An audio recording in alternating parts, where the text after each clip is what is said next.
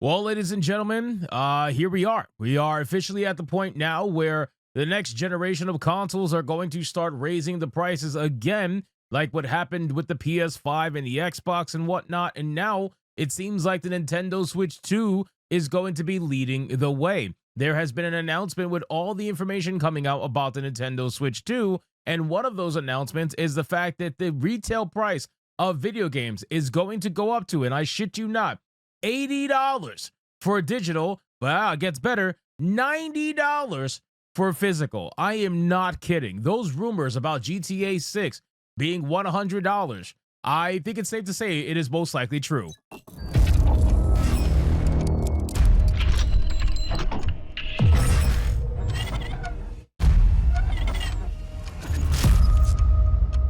So let's get into this article, guys, from Insider Gaming. But of course, before we do, if you are new here, just consider hitting that subscribe button. I would greatly appreciate it, and like the video to push us out into that YouTube algorithm. Now, I gotta admit, guys, I was thinking about becoming a Nintendo guy after, this next generation of consoles, considering that, for me, PlayStation was always a console that I purchased to get some exclusive games, like Final Fantasy, for example. But considering these games are releasing on Steam now, there is no reason for me to have a PlayStation anymore. So I told myself that PS5 was going to be the last PlayStation that I will probably own for a while, and that I was going to focus all console efforts to the upcoming Switch so long as the value was there. The problem is, in my opinion, the value is not there. Nintendo Switch, they never put their games on sale, and the games that do go on sale are games nobody cares about, or they might be, a couple of years old. And by sale to them is like $5. They don't ever put their games on sale very often. And considering I'm a Steam user and I'm used to games being on mega sale all the time, I'm just not that interested anymore. These are massive pricing increases. You got the console itself costing $449 retail. And then you got their video games costing $80 for digital and $90 for physical retail. It's absolutely insane stuff. So let's talk about it. It's been announced that the price for the games on the Nintendo Switch will be setting players back up to $80 for digital and $90 for physical, at least in some cases. Now, keep in mind, this is Nintendo, right? Nintendo is notorious for releasing the same thing over and over for the most part. So it's not like they're releasing anything super different, but yet they're going to charge you $80 and $90 anyway. The price increase also means the Nintendo Switch 2 games will cost €80 for a digital copy in Europe, while physical will be €90. Image provided by Ellis Nishko, and a €90 price tag can be found on the Nintendo store here. Oh yeah, look, Mario Kart World at $89.99 and euro. That is insanity, bro. Oh my god. The announcement of an $80 digital video game for the Nintendo Switch 2 can be found on the official Nintendo website. It's worth mentioning, however, that Donkey Kong Bonanza is being priced at $70. That seems to suggest it will continue to be game-by-game basis, though $80 to $90 seems more welcome by Nintendo. I guarantee you that even though not every game is probably going to be $80 to $90, still, at the end of the day, the fact that, most of their, flagship games, the games that people would actually want, the games that people are going to buy up in droves, those games are going to be $80 to $90. It's fucking insane. Imagine going Christmas shopping for your kids, and your kids want a couple of Nintendo Switch games, and you end up leaving with 3 games for almost $300. Like, what the hell, dude? This is insane.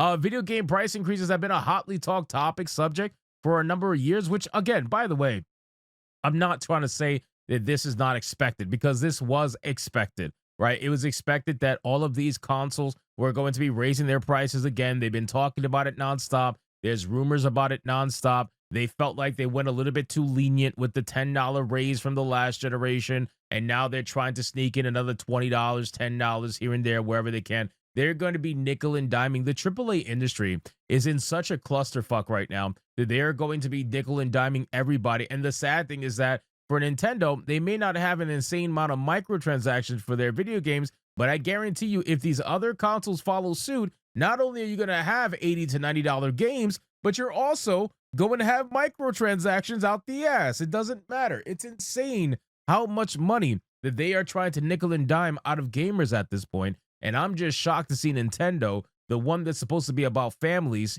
getting together and playing video games, the one that is supposed to be, at least for all intents and purposes, the more affordable version of console gaming. It seems like they're the ones who are leading the charge in this new price increase. As for what this means for other publishers moving forward, remains to be seen. But with Nintendo now setting the precedent, it wouldn't be surprising that $80 to $90 becomes the new norm. They're going to keep it under 100, at least for the regular edition, because that way it makes it more attractive, right? Once you hit that triple digit number, people's minds tend to switch, right? This is why 99 is always a sale number, because it puts it in that slightly cheaper bracket mentally for a lot of people. So they're going to keep it to like $89.99. I got to imagine that's going to be the number. But dude, this is fucking nuts, man. We are at the point now where this is getting closer to $100, retail price for video games, for AAA anyway. And this is only going to do two things, right? This is going to make indie and AA seem that much more attractive, right? Especially indie. Indie games are skyrocketing right now. You got Schedule 1 being one of the #1 games in the world right now for a multitude of reasons. And this is going to continue to set that precedent. AAA gaming is going to become more and more scrutinized than it already is. The fact that you're asking almost $100 for one singular video game at retail, that opens you up to an immense amount of criticism. I don't want to hear these developers, these fucking studios, any of them bitching and complaining about people being mean to them when they're just trying to be, good workers. They're working hard. Shut the fuck up. You're asking for almost $100 out of somebody for a singular experience. You bet your ass that you're going to be criticized to the moon, and to ensure that you are giving gamers what they want, because this is absolutely insane. It says rumors last year began circulating that Grand Theft Auto 6 would set the precedent of game price increases, with some suggesting that the game will retail at $100. But while the price increase from Nintendo isn't near that level, it does beg the question if Take-Two Interactive now thinks that such a price increase is possible. I think it's the other way around, to be honest with you. I think that Nintendo must know that Grand Theft Auto was going to retail at $100, so Nintendo is trying to get ahead of the curve. Nintendo probably realizes that, yeah, these games are going to start costing $90 to $100 retail at some point, and they're trying to set the precedent first before anybody else gets to set the precedent. They are trying to be the trendsetter at this point. And I think they realize that they have such a monopoly on their fan base. Nobody else can offer a Nintendo experience because Nintendo's the only one that can. So at this point, with their, they're very much into exclusivity, obviously for, real reasons, but they are going to set this precedent because they know they can. A lot of people who are Nintendo mega fans are going to pay whatever price they ask because it doesn't matter. They want to participate in what they love. But it's insane that they're going to take advantage of it to this extent, where now they're charging $80 to $90 for a single retail game for a fucking Nintendo game. The same games that are being sold to you every single year, they're going to sell to you at now a much higher price. It's just crazy stuff.